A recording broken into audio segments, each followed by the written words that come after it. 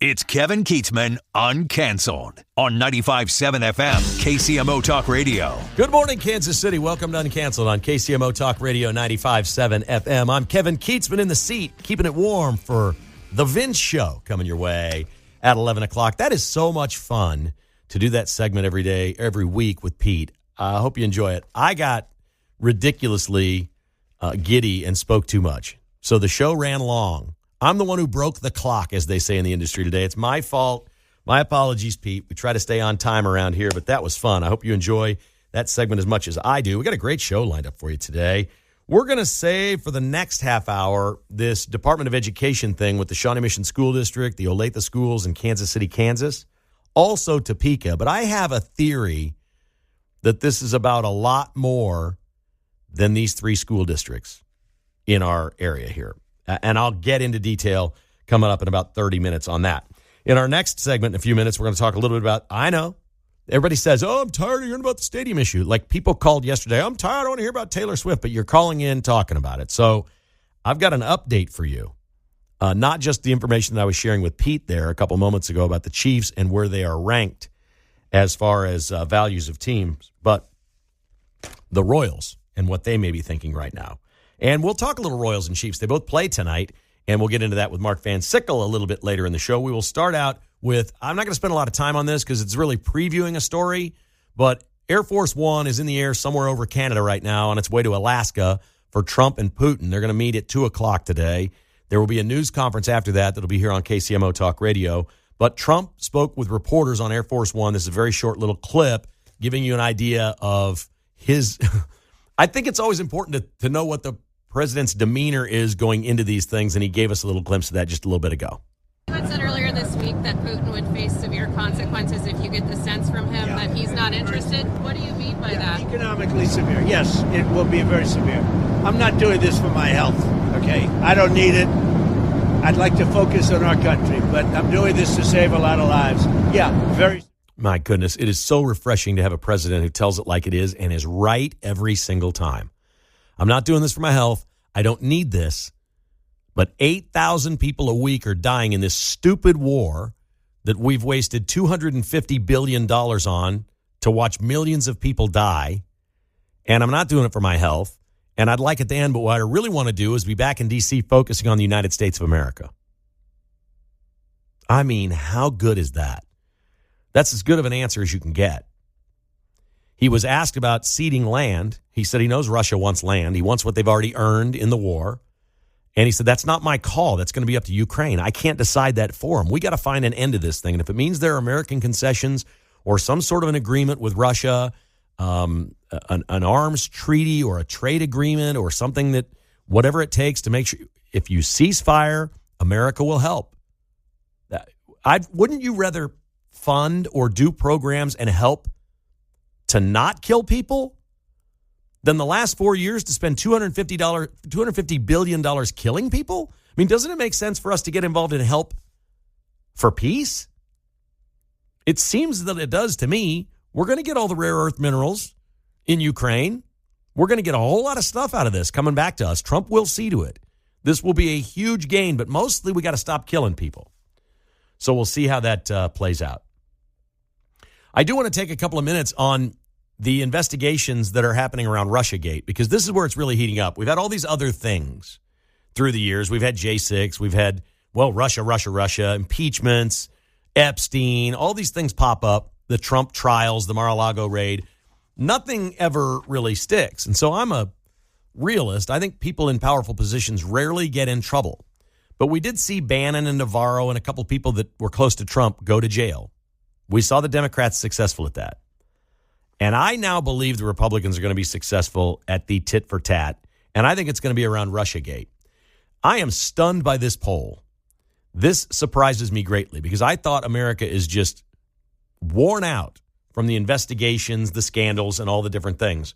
Rasmussen has a new poll out asking about investigating Obama-era officials for the fake Russia.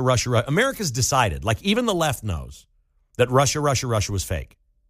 Okay? They can't wash their dirty hands of this. Everybody knows it. Everybody on the left knows it. It was fake, and it was drummed up. And now real evidence is coming out. And Rasmussen has a poll that says 69% of Americans believe holding people accountable for this scandal, quote, is critical to the survival of our country, unquote. That's the question they ask. 69% of the people say yes, including almost 35% of all Democrats believe that these officials should be outed. Now, maybe that's the wackos on the far left that want Obama's people out and they want to turn it over to even, the Mamdanis of the world or something like that. I don't know, but America has the appetite for this one, which is rare. I don't know if that's a cooked poll based on how they asked the question or if it's real, but the number at 69% is so staggering, it got my attention. It means America does have an appetite for holding people that were in charge, that committed crimes or possible treason to be held accountable. The amazing part is how stupid they were. Adam Schiff went into a room with a whole bunch of other Democrats and said, let's fake this stuff. Don't give out the secret information. It's classified. Don't leak that. Let's make this up, leak that to the media, and let's go and let's try to indict Trump. Let's try to wreck his presidency. We've got whistleblowers. There's going to be people subpoenaed and called in that were in the meeting. It's going to be proven true. Adam Schiff's in real trouble. There are people in his party, according to reports, asking him to resign already. Like, just take the fall. Maybe they'll walk away on this. But we're talking Jim Comey, James Clapper, John Brennan, of course, Adam Schiff. And Kash Patel was on Fox News last night, the director of the FBI. And what is amazing is not only did they come up with a really bad idea with a lot of witnesses, they left evidence behind at FBI headquarters. Listen to this. Sean, I was blown away, but sadly, it's come to be expected in this town when corrupt bureaucrats weaponize and destroy law enforcement like predecessors of mine did at the FBI. And thankfully, Donald Trump's mandate and election victory was for transparency and accountability. Sean, just think about this for a second. Not only did we expose the Russiagate hoax with the greats like Devin and Trey and Johnny Ratcliffe when we were back there in the House Intel Committee excavating and exposing the FISA abuses, the corruption of political parties, and the lies to a federal court just to illegally surveil a presidential candidate. I come in then years later, nearly a decade as a director of the FBI, thinking we uncovered most of it. But sadly, we found a room locked away in the Hoover building that contained burn bags. And just for your audience, Sean, a burn bag is a government bag that is specifically created to destroy classified evidence and shred and burn it, hence the name burn bag. We didn't find one, we found 7. That wasn't the only thing we found in there. We found hard drives from our predecessors and prior FBI leadership, and folks like Page, Strzok, Comey, McCabe, Comey, the list goes on from Russiagate. The names were strewn all over these materials. Now, as our great attorney general just told you, we can't deny or confirm what we're looking at, but what we can discuss is what we've publicly disclosed. And these documents have been publicly disclosed because the greatest way to educate and bring along the American public for transparency, initiative, and accountability under President Trump is to give them the documents. And step 1 is by cleaning house inside the walls of Hoover. Okay, so they found burn bags full of stuff that incriminated Democrats in the Russia. That's true, and they've released a lot of those documents, and we've read them, and they look unbelievably, well, they're damning, I guess is the best way to say it. They're damning of what Schiff and those folks pulled off. On Sunday, J.D. Vance said on a Sunday show, quote, a lot of people are going to be indicted, unquote. Well, it's important to watch what actions are taken when people speak and when they do things. There's a report today that Adam Schiff is now calling for an investigation into J.D. Vance for ethics. Get this. You're not going to believe this story. This is what he's going to fight back with. That J.D. Vance raised the water level at an Ohio lake to go kayaking. According to the Secret Service, the water level had to be raised for J.D. Vance to go kayaking, not for him, but so the motorboats that would support his trip for the Secret Service could be on that body of water, as it's very narrow in places and around trees, and the boats could get stuck where a kayak could go. Adam Schiff wants to investigate J.D. Vance for raising a water level to go kayaking in Ohio. You can't make this up. That's 5 days after J.D. Vance says a lot of people are going to be indicted. And the pressure is turning up on Adam Schiff. The other guys are going to get called before him. Former FBI Director Jim Comey, Brennan, Clapper, you know these folks. This is going to get wild. This is going to become a really big story. And while a lot of it is public theater and is basically just rooting for your home team over the years, I think something's coming to this. I think there's some dirty people, and I think Obama and the powerful people in the party are more than willing to throw some people under the bus and have them go to jail and say, we didn't know what was going on. I didn't know Adam Schiff was sitting in some meeting saying these things. That sounds like the most Obama thing ever to me, because that's out of the Clinton playbook, to be honest.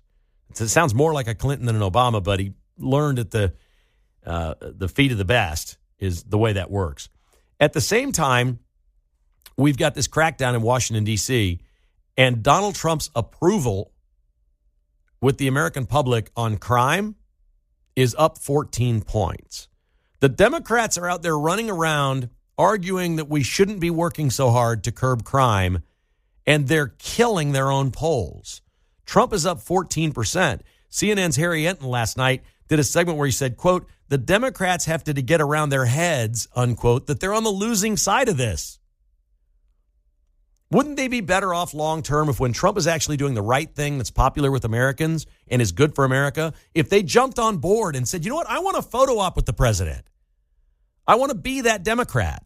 I want to be that guy that says, yes, we want a safe city too. We want to be like D.C. Mark, I've decided I know what my next car is going to be. How does that tie into this topic? You have any guess? Got to be American made, right? Buddy, did you see the new ICE cars that are in D.C.?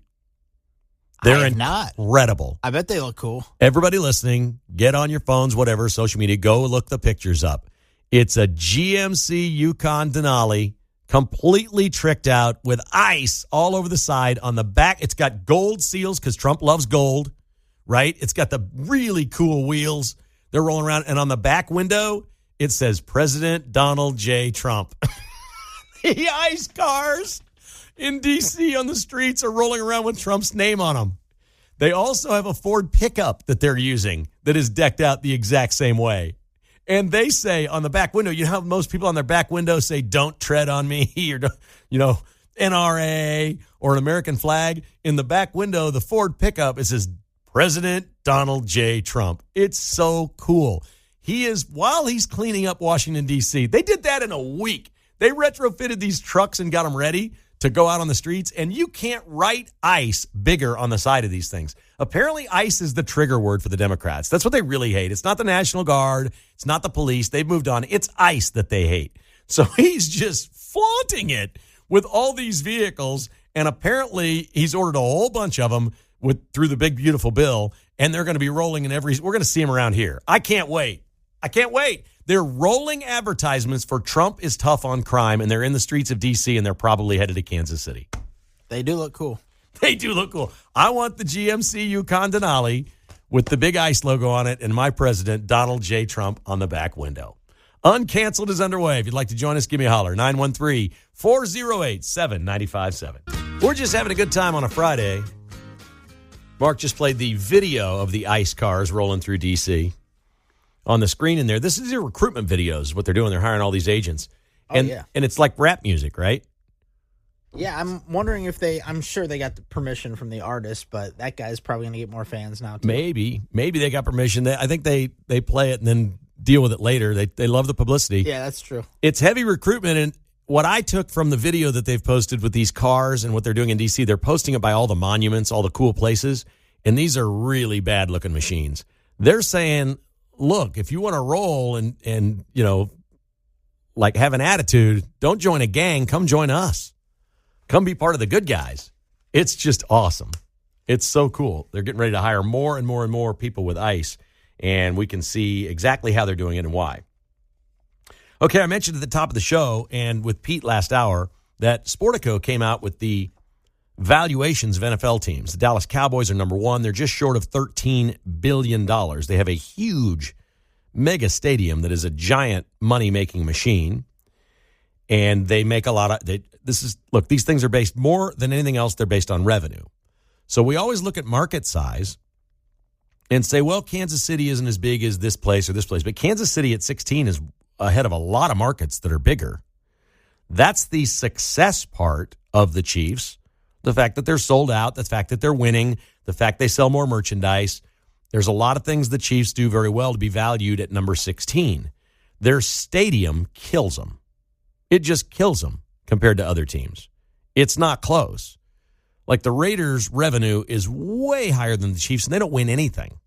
But they're in Vegas with a new stadium. They have all kinds of suites and levels of suites.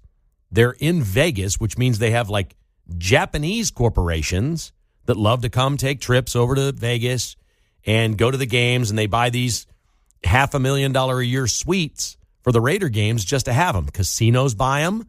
They send their whales to the games for free, the big gamblers that they have. It's a great business model. Now, is Vegas any good at football? Well, no, they haven't been for a long, long time. The Raiders have stunk. But they're really good at business. Some owners prefer business over football. That's not Clark Hunt. He wants to win more than he wants to make money. He is not cheap. But man, this guy loves a profit. Graduated number 1 in his class at business school at SMU. His dad taught him about profits and losses. His dad, honestly, was a businessman that liked football. They built the AFL. He built the Chiefs. He built something that they told him couldn't be done. You lost $1 million your first year, which in those days was just crazy. They said, how much longer can you do this? He said, well, my dad's funding it, so I guess I can do it another 30 years or longer, because he had so much money at the time when the Chiefs were losing money. He moved to Kansas City, found a home, sold some tickets, team got better, league survived, the AFL, merged with the NFL, and now he'd built a business worth something. But Clark Hunt is different.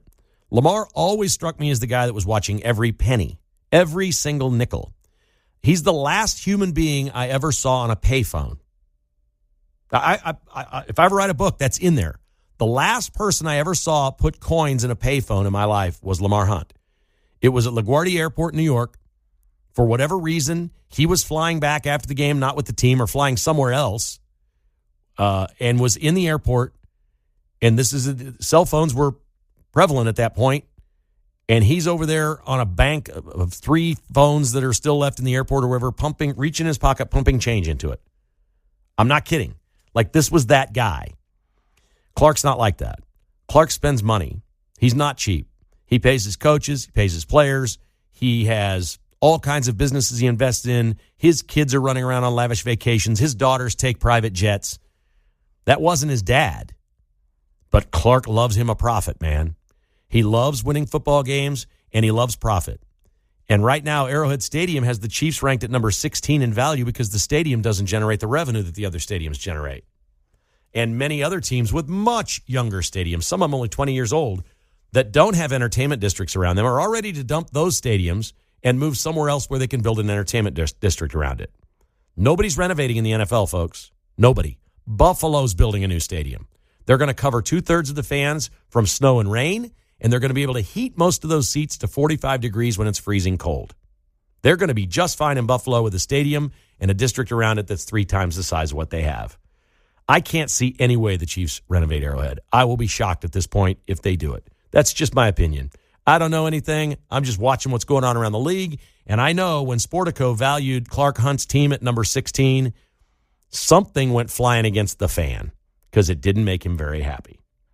913-408-7957 if you'd like to join us. We got a lot more coming up, including Trump's Department of Education coming after the Shawnee Mission School, Olathe, and KCK school districts. Can you tell I've had a Diet Dr. Pepper today instead of iced tea? Honest question. The energy is up. Can you tell? I can tell. Yeah. You can tell. I can feel it. I've got a Diet Dr. Pepper buzz going today, folks. I'm excited. I'm excited about everything that's going on, man. It is all good. It is great to have you with us today. We appreciate you listening to KCMO Talk Radio. I hope you enjoy the programming and maybe have a little fun with it and learn something along the way and share it with your friends. Tell everybody that you listen on 95.7 FM or the streaming or 710 AM, wherever you listen. We appreciate you being out there today. That is just awesome. So we got this incredible story. I saw Pete post this last night on X that the Department of Education, Linda McMahon, under Donald John Trump, is investigating 4 Kansas public school districts over transgender student policies that they allege violated federal discrimination and privacy laws. Hell yeah. Let's go. Yes. Now, is this the most egregious place in America where this is happening? Not that any of us know. I've got some friends who had a child in an Olathe high school that switched to a different Olathe high school because she was sick of seeing the furries that they had at school. These are kids that believe or identify as an animal. They identify as a bear or a cat or whatever it may be, a possum. And they go to school and they put a bowl on the table at lunch and they lick out of it like a dog or a cat would. And they allow this in Olathe. They don't just allow it. When you allow it, you condone it. Okay? It's insanity. So it doesn't surprise me that Chris Kobach in 2023 filed papers with the federal government that things were going on here and wanted an investigation, and he investigated, and these things have happened. We don't have specific cases. The school districts are all saying, well, we don't actually have complaints and this and that. Okay, great. So what is this all about? Have there been transgender issues at these schools? I'm certain of that. Which bathroom to use? Is there a non-gender specific bathroom? Look, people who are in favor of mutilating kids' genitals without their parents knowing it argue that they protect trans and gender nonconforming kids from families who don't support their identity. Let me just make this perfectly clear. The government, unless it breaks a law, okay, has absolutely no right to intervene in parenting of minors in this country. Zero. If a parent is abusive, if they're giving drugs to a kid, if they're doing things, there's all kinds of things parents can get arrested for being a parent.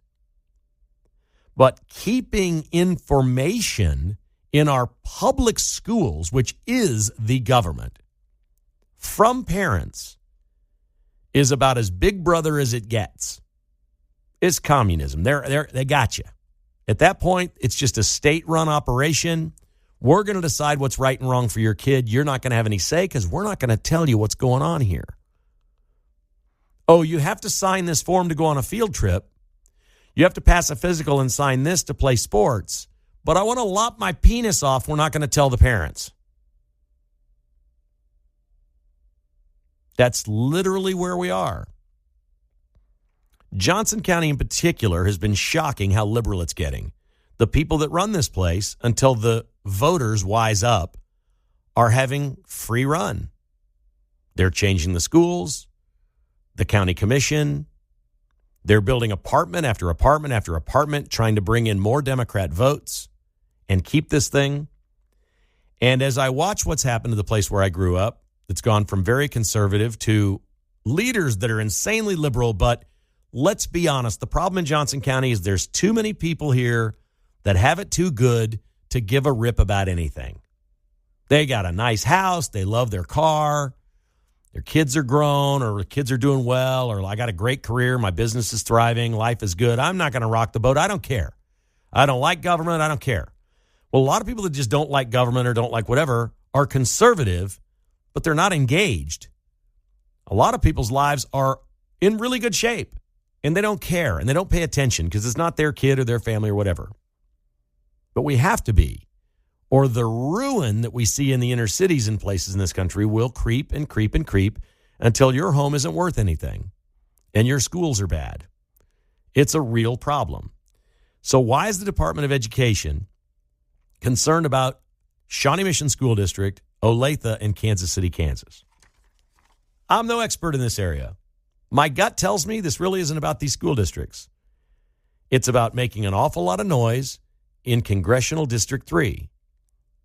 As the last few weeks we've been talking about redistricting all over the country, it is the only place in Kansas represented by a Democrat. And she is wildly to the left, although Sharice Davids won't ever make a statement about anything, so people think she's in the middle because they're not paying attention to what she votes for and what she believes in. Is this about getting Sharice Davids flushed out in 2026 to say she supports all this in the schools because she can't say she doesn't? She clearly does. Is this a political issue for someone to win District 3? They redrew the lines here, and it still didn't work. There's probably a way to do it. There's really only pockets of liberalism in Kansas. Topeka is the other school district. Obviously, that's the capital. There's a lot of Democrats. There's a deep state in Kansas like there's a deep state in Missouri. that the Democrats have hold on. That's an area they're going after that too. Is this about somehow trying to win this race back? And would that be enough in this district if this becomes a national story in Olathe, Shawnee Mission, and Kansas City, Kansas? Because listen, we talk about 80-20 and 90-10 issues. This is a 100% issue. There is no parent ever, unless you're like a crackhead or something, a complete loser. There's no parent that cares about their child. No parent ever sent their kid to a public school and said, if my kid is in trouble, depressed, doing drugs, getting caught, fighting, wanting to lop off their penis, anything like this, don't let me know. I don't want to know. That parent doesn't exist. This is a 100% issue.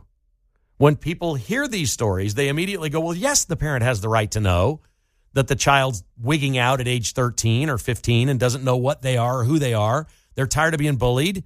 Maybe I'm a boy, maybe I'm a girl. Some of this is being taught in schools. They're not accusing these districts of doing that, but they're basically accusing these districts of harboring these kids from their parents and saying, we got a problem here. You need to be involved with this kid. But then they're encouraging the kid to do whatever they want at school.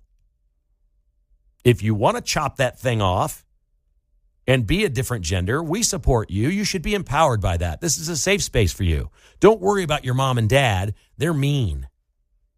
No parents believe that. Could that be an issue that helps flip this district? I don't know, but it seems too much a coincidence that they're going after something that is relatively small and not a giant problem in these districts.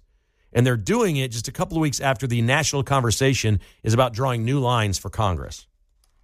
I'm hopeful that's it. I hope it becomes a national story. I hope Shawnee Mission School District, Olathe, and Kansas City, Kansas are embarrassed to all get out by this. Because it will wake people up. And ultimately what we need in District 3 is for more people to vote. The sleepy voters that don't vote are conservative. And they're just not engaged. And they don't care. And they don't think their vote matters. And I hate that. Oh, how about the Subway sandwich guy? The guy that threw the Subway sandwich at the federal agent? He goes to Subway. Well, wait, Subway's got a problem here. Like Jared was the spokesperson forever. He's a pedophile. He's in jail. Jussie Smollett, when he did his fake race hate thing, he had a Subway sandwich, didn't he? He went to Subway and then faked and staged this thing that he got beat up because he was black. And now we got DOJ man that threw footlong at federal agent. This guy was what? Just decided he's going to argue with cops? Why? Because he's a lawyer? He works for Internal Affairs, the Department of Justice? Looked like he just got off the golf course. Dressed just like I am today. Golf shorts, golf shirt. I got my meatball sandwich, and I'm going to chuck it at a federal agent. Because I am a badass from the DOJ, and I'll do what I want, and I'm a lawyer. And he does it, and then he runs like a girl. Sorry, that's sexist, but I meant it that way. He ran like a girl. No, he literally ran like a girl. And they drag him down and they get him and they arrest him. And Pam Bondi says, that's it, you're fired. Then she says, we're pressing felony charges against you. Man, Subway's got a problem. Why? This guy's name is Charles Dunn. Literally works at the Department of Justice and threw a sandwich at one of the people trying to keep the safe streets in Washington, D.C. This is the deep state, Bondi said it as such, that we've been dealing with. These are the people that we've had to deal with all through these years. He's part of the deep state. I'm going to show them. I'm going to come out of my office, and I'm going to throw a sandwich at them, and I'm going to run. Because, resist. Resist at all costs. And the National Museum of American History is a really cool thing to see in D.C., but as Trump has taken over all the museums now and trying to rewrite what's been put in some of them because it's not accurate, a relatively new exhibit in the National Museum of American History is garnering a lot of attention because it's called Spotlight on Trans Athletes. It was paid for and sponsored by Nike. And people are losing their minds over this because Nike just won't stop with men playing in women's sports. They're the final hill that's going to have to die. They paid for this thing and they love it. And this is what's funny. Most people you'd think that go by the Spotlight on Trans Athletes exhibit at our National Museum of American History, sponsored by Nike, they're asked to vote on whether they think that's fair or foul. Well, you would think most people that go there would say, oh, yeah, I came here because I'm LGBTQ. This is my issue. I want to see this thing. No, still over 60% of the people that go by this exhibit are saying, hell no, this is wrong. Nike is putting money into an exhibit at the National American History Museum in Washington, D.C. to spotlight trans athletes, and everybody walking by it is voting to hate Nike for sponsoring it. What are they doing? These people are something else. All right, let's go to the phones. And we've got Paul in Overland Park on Uncanceled. Hi, Paul. How are you, buddy? Good, man. Kevin, this is Blue Valley's actually playing hide and seek on this. I know for a fact that they've had a couple episodes in the last couple of years in two of the high schools where someone's been playing dress up and going into and this is actually doing the transgender stuff. So I know it's in Blue Valley, and it was in one of the schools even the school that where my daughter went. But part of the problem is I hear about this topic is no one wants to believe it. The libs don't want to believe it because folks like my daughter don't want to get exposed because then all of a sudden they're going to get picked on, ridiculed, or, it just becomes like, hey, I don't want to have it. I just want to put it away and just let it go. And I think that's one of the issues we have with this is that no one believes it's there, but we have to get a way to get these episodes and these events exposed to the public. And maybe that'll change it, just like what you're saying, so we can get Sharice out, right? Very well said. 100% with you. Thank you for your call. I greatly appreciate that one. He is absolutely spot on. Here's John in Lewisburg. Hi, John. How are you? Good. How you doing, Kevin? Good, buddy. Hey, I just had a question. Why can't we start enforcing leash laws on the furries at school? Because all of these school districts are under leash laws. Hey. I live in the county, and we don't have to have a leash on our dog. But as soon as you go to Overland Park, anywhere in Shawnee Mission, you've got to have a leash. Okay, now... Why can't we put these kids on leashes? Well, here's the crazy part. Many of them wear leashes. I'm not kidding you. And is someone with them? No, they just walk around with their leash. They hold it in their hand like they're walking themselves. Yeah. And then when they crawl up in a ball or lay down at, recess or whatever, they look like a dog laying on the ground with a leash on the ground.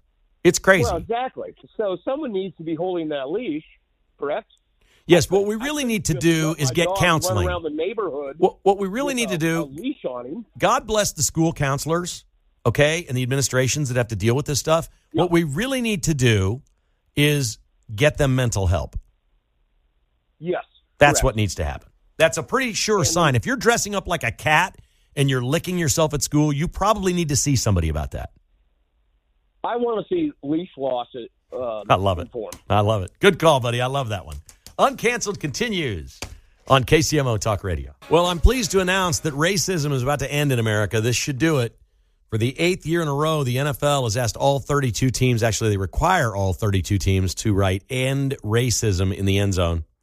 I don't know if it's for one game or if you can write it really small for the whole season or what it is, but this ought to do it. I mean, that's 8 years in a row that the NFL has been on ending racism. So I assume by the end of this season, thank goodness, racism will be gone. Way to go, National Football League. The Chiefs are at Seattle. Oh, Mark Van Sickle's got all this family in Seattle and ties to that area. He's got them all playing tonight. Will, you stayed up watching the documentary until midnight last night. Mm-hmm. Please tell me you'll at least stay up until midnight watching a game. Yeah, this will be, because of what I did last night, I'm not liking my chances to stay up for the whole game tonight. I'll try. We'll see if it happens, but yeah, it should be a good game, I think, for preseason. The documentary is called The Kingdom on ESPN Plus, and they ran 2 episodes on ESPN last night. You watched 3 episodes. Grade it for me. Review it and grade it. Oh, man, I'm saying it's an A+. They dive into the history of the Chiefs, what they went through over the past, the entire history, but also, the past great dynasty run. And episode 2 is all about Andy Reid and how he gives people second chances and stuff like that. It's very interesting. I didn't get a second chance. You didn't get a second chance? Wouldn't take my call. Oh. That's all I hear about second chance Andy. He didn't give me one.